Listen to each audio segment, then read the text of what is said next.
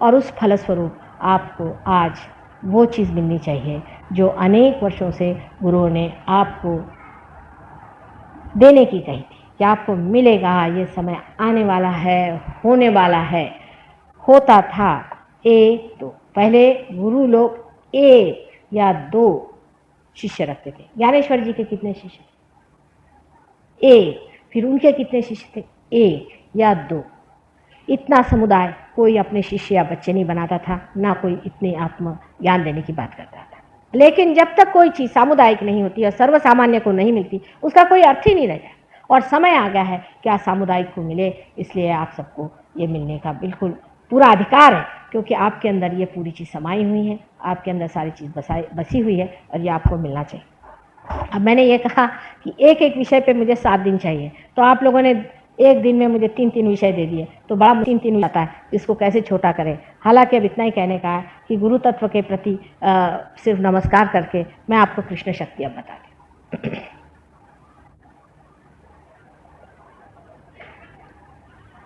कृष्ण शक्ति जो हमारे अंदर है, ये मनुष्य की शुरुआत है। मनुष्य ने जब अपनी गर्दन ऊपर की तब उसके अंदर इस चक्र की स्थिति बनी है, जिसको कि हम विशुद्धि चक्र कहते हैं, जिसके अंदर 16 पंखुड़ियाँ हैं, जो कि हमारे पीछे के हिस्से में, यहाँ पर अगर आप गर्दन के पीछे के हिस्से में देखें तो इस जगह पे वो है। जहाँ मनुष्य ने अपनी गर्दन उठा ली और सर सीधी गर्दन कर ली, वहाँ पर कृष्ण शक्ति जागृत हो गई। अब कृष्ण की शक्ति जो है, ये समझना चाहिए कि इवोल्यूशन की परिपूर्णता है। पहले तो हम अमीबा थे, वहाँ से मछली, कछुआ वगैरह होते हुए हम राम, और राम से आगे कृष्ण तक पहुँच गए। कृष्ण ये संपूर्ण शक्ति है, विराट। जब आपकी कृष्ण शक्ति जागृत हो जाती है तब आपका संबंध विराट से होता है। माने जिसको कि अंग्रेजी में मैक्रोकोज्म और माइक्रोकोज्म कहते हैं, जिसे समष्टि और व्यक्ति इस तरह से कहा जाता है। उस समष्टि में आप समा जाते हैं, आपकी व्यक्ति उससे कनेक्टेड हो जाती है, ये कृष्ण शक्ति से होती है। इसीलिए मेरा प्रोग्राम चलते वक्त मैं आपसे कहती हूँ, इस तरह से आप मेरे और हाथ करें। इस तरह से हाथ करके अगर आप लोग बैठे रहें तो ये कृष्ण शक्ति आपके अंदर यहाँ पर जागृत हो जाएगी और आपका संबंध जो है वो विराट से हो जाएगा। विराट की शक्ति जो है उसका नाम विराटांगना है। वो शक्ति सब दूर हमारे अंदर समाई हुई है। और जिस वक्त आपको ये शक्ति मिल जाती है, जब आप कृष्ण की शक्ति को पा लेते हैं, तब आपके अंदर में साक्षित्व आ जाता है। माने ये कि आप किसी भी चीज़ को एक नाटक की तरह देखते हैं। वास्तविक है भी एक नाटक, एक लीला है। कृष्ण ने ही इसको लीला माना। राम ने जब नाटक किया था तो ऐसा दिखाया जैसे माने उसमें बहे गए थे, लेकिन कृष्ण की सिर्फ लीला थी, इसीलिए उनको पूर्ण अवतार कहते हैं। जब मनुष्य पूर्णत्व को आ जाता है तब सारे संसार की ओर वो देखता है कि एक नाटक चला, ये पागलों जैसे लोग कूद रहे हैं, उसमें वो भ्रमता नहीं, उसमें वो दुखी नहीं होता, उसमें वो सुखी नहीं होता, लेकिन आनंद की भावना में, जो कि एक भावना है, उसमें समाये रहता है। ये श्री कृष्ण की शक्ति है। श्री कृष्ण की शक्ति के हम 2 अंग करते हैं, एक तो लेफ्ट और राइट और एक सेंटर। सेंटर की जो शक्ति है वो विराट की ओर ले जाती है।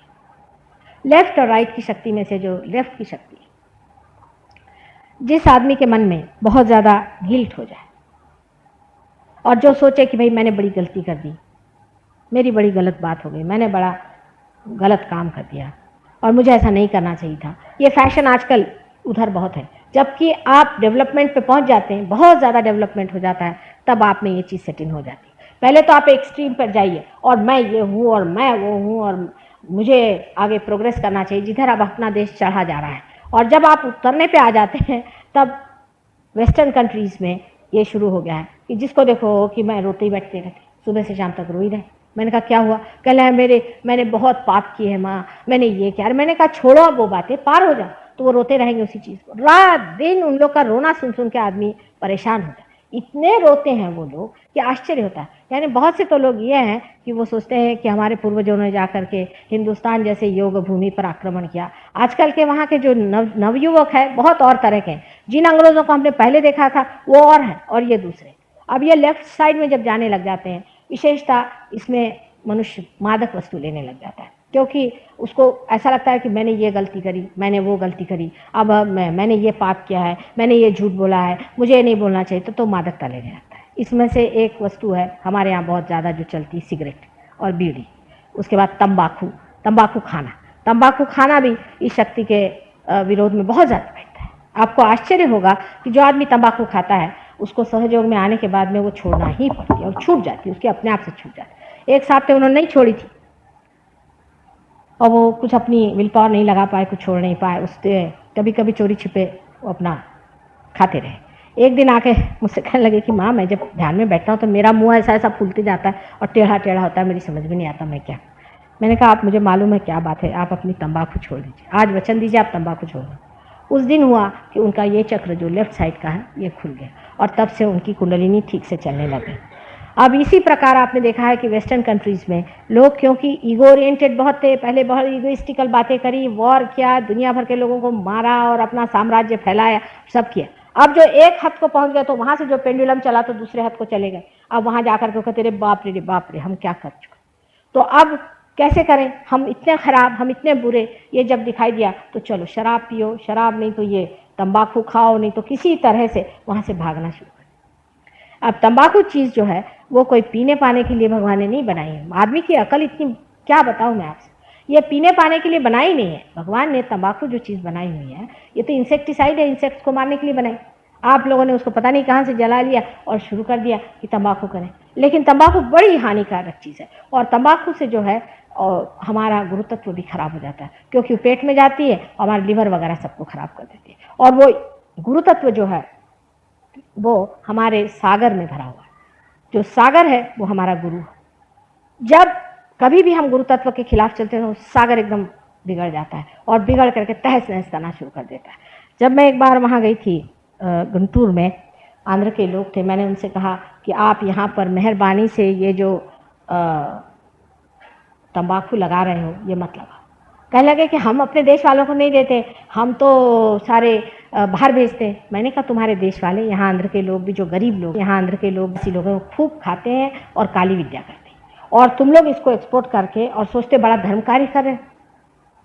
तो कहने लगे कि नहीं नहीं माँ, इसके बगैर तो हम लोग मर जाएंगे। मैंने कहा कोई नहीं मरने वाले, आप यहाँ कपास लगाइए और कपास से ठीक हो जाएगा। कुछ उनमें से वाकई में सूझने लोग थे, उन्होंने कहा अच्छा माँ कपास लगाएं, हम कपास की शुरुआत करेंगे और वो काफ़ी बिजनेस उनका होगा। लेकिन मैंने जब 2-3 बार कहा, टेप पर भी मेरा है, तो फिर एक दिन जब वो बहुत मुझसे डिस्कस करने लगे, मैंने कहा खबरदार अब ज़्यादा मत डिस्कस करो, अगर तुमने ऐसा किया तो ये समुद्र जो है ये तुम पे बिगड़ेगा। आपको मालूम है उसी के बाद आंध्र में कितनी जोर की तूफान आएगा और कितने ही लोग तहस नहस हो गए और उनको पता नहीं चला कि वो कहाँ रहे।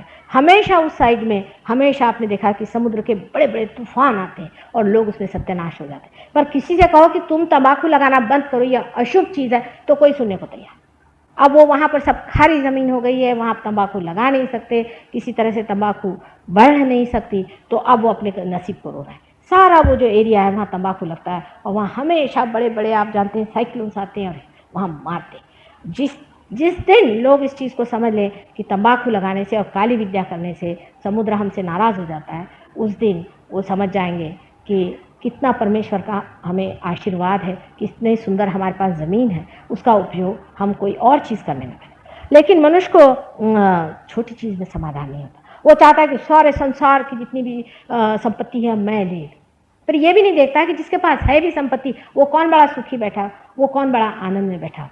तो ये लेफ्ट साइड की जो शक्ति है, जिसको कि हम विष्णु माया की शक्ति कहते हैं, ये बहन की शक्ति, श्री कृष्ण की बहन की शक्ति है। जो विष्णु माया आप जानते हैं, उनकी जो बहन मारी गई थी और जो आकाश में जा कर के जिसने आकाशवाणी की थी कि तुम्हारा अभी भी मारने वाला हत्यारा अभी भी जीवित है, वही विष्णु माया की शक्ति ये है। और ये बहन के रिश्तेदारी की बात है। अगर आपकी बहन बीमार हो तो आपका ये चक्र पकड़ जाए, आपके बहन पे कोई तकलीफ हो तो ये चक्र आपका पकड़ जाए। अगर आपकी रिश्तेदारी बहन के मामले में आप ठीक ना, मैंने अब किसी को बहन मानते हैं और आपकी नज़र खराब, आजकल के लोगों के ये चक्र बहुत खराब रहता है, क्योंकि उनमें पवित्रता नहीं रहती। अपनी पत्नी के अलावा सब औरतों को अपनी बहन या माँ मानना चाहिए। ये जो शास्त्रों में लिखा है, लोग हंसते हैं, ये कैसे हो सकता है, मतलब ये तो हो ही नहीं सकता, क्योंकि सब लोग कुत्ते हो गए ना। कुत्तों को तो समझ में आती नहीं है बात कि इस तरह से भी कोई पावित्र होता है। आप करके देखिए कि सिर्फ आप अपनी पत्नी छोड़ करके किसी भी बहन औरत अपनी बहन और माँ मानिए, देखिए कितना संतोष आपके अंदर आएगा, कितनी आपके प्रॉब्लम सॉल्व हो जाएंगे, कितना समाज सुगठित हो जाएगा। सभी सहजियों से विनती है, हमारे इस चैनल को सब्सक्राइब करके सहज को फैलाने में हमारी मदद करें। जय श्री माता जी।